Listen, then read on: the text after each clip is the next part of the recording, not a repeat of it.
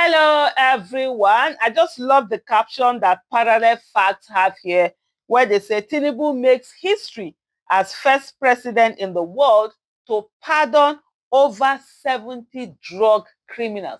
The world all over, if there's one crime that it's collectively frowned upon, if you travel through the breadth and length of the world, it's actually a drug crime because of the enormity of the damage that it causes. And so, and I know some people will say, okay, what about murder? What about? So I'll tell you this: a lot of murder cases, a lot of armed robbery, a lot of evil kind of crimes that are committed usually come about because people have taken drugs that embolden them, that make them do things that ordinarily they wouldn't have done in their state of sanity, of being sane and not under the influence. Because the influence of the drug is so powerful, it makes people do so many things. They either some do it, they now get this courage, this Dutch courage that it gives them. They can do a lot of things that ordinarily with their clear eye they would not do it.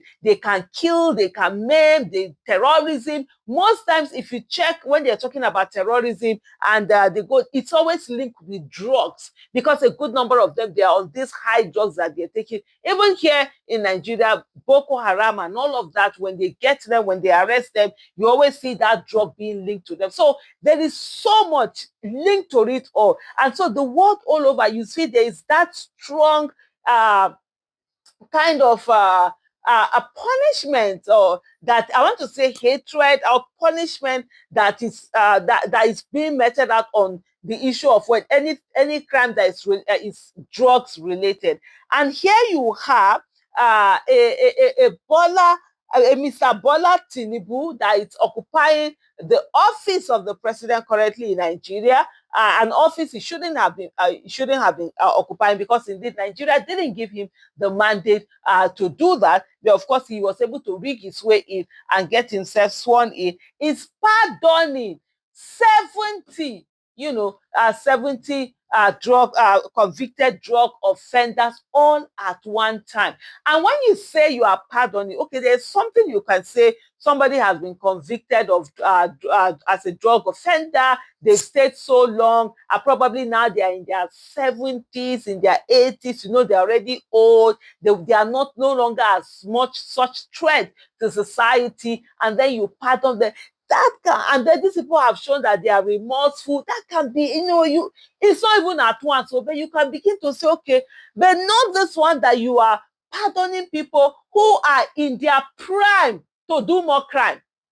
People in their 40s, people that have not reached, they are not old, they can still do crime very, very well. It's the ones you are pardoning them and you're allowing them to go. Of the list of, the pardon that, yeah, Tinubu has done, almost 30% of it were actually drug offenders. So when Tinubu was saying Emi Loko, you and I and most people were thinking he was talking about just Yorubas, because as far as we felt that he felt it was the turn of the Yorubas, it was his own turn. But really, even the drug dealers were doing Emi Loko. It was their local, their own time, and now they are seeing the reward of their own being in place. Don't forget that Tinubu himself has been found in relation with drug offenses, where at the end he had to forfeit $460,000 many, many, many years ago, decades ago, for him to do that. So you see this shared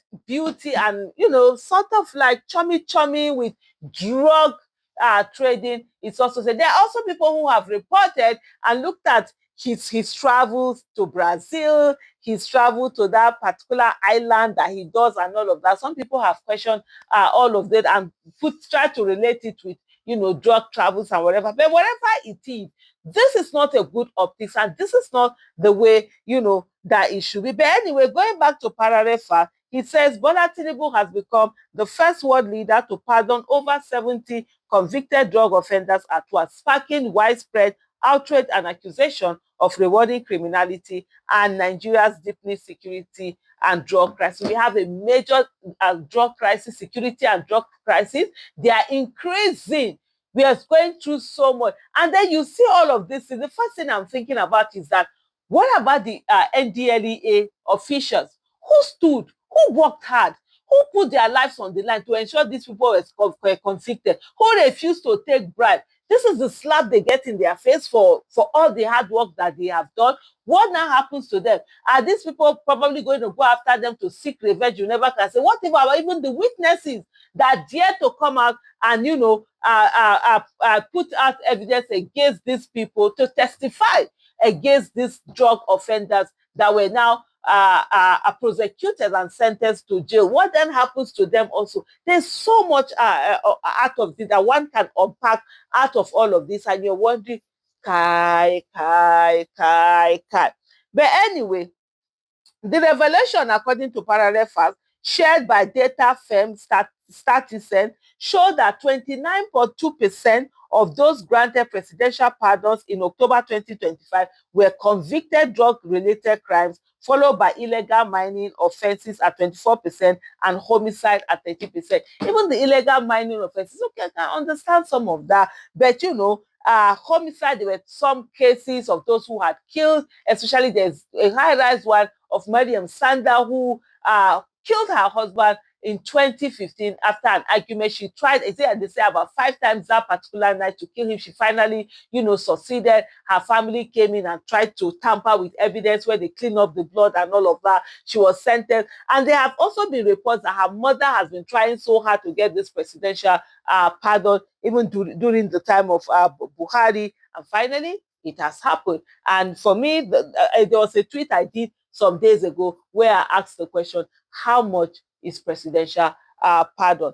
Coming back, fraud and corruption cases made up 12.3%, while hijacking and other offenses accounted for about 5.8% each. There are also kidnapped barons were also released. There's a particular guy who is in his 40s, who is not even long ago that he was convicted, as was it 2020 or something like that, sentenced to jail. This is someone who had kidnapped this popular lawyer that we have. Oh, oh, his name just went up. He says an Edo man. It's also an Edo. Ozekeme, son. Barrister Ozekeme. He kidnapped him. I think with his son. This is also someone who killed the deputy governor, and yet you are pardoning him. Really, really? Then why don't we just open the cell and say, let it go? Why don't even Nigeria now legalize crime and let everybody fend for your life? If you can survive, you survive. You cannot survive, you just stay like that. Because life is short, nasty, and brutish, and we're trying to find the ones we have here, and now they are bringing me more. They are releasing criminals that had already been prosecuted and contained. It's just unbelievable. And this is why it's important, the kind of people that you ensure get into leadership position, because they say, show me who you are. But there's something we will quickly be going off right now. But there's a particular statement that is now so prophetic, that was done by the former governor. I think it was Governor Ali of former Edo State, that made this statement. And it said here, drug barons may determine Nigeria's political future. This is a headline, a front page of New Breed magazine, and this was done in 1990. Hello, people. They are in charge.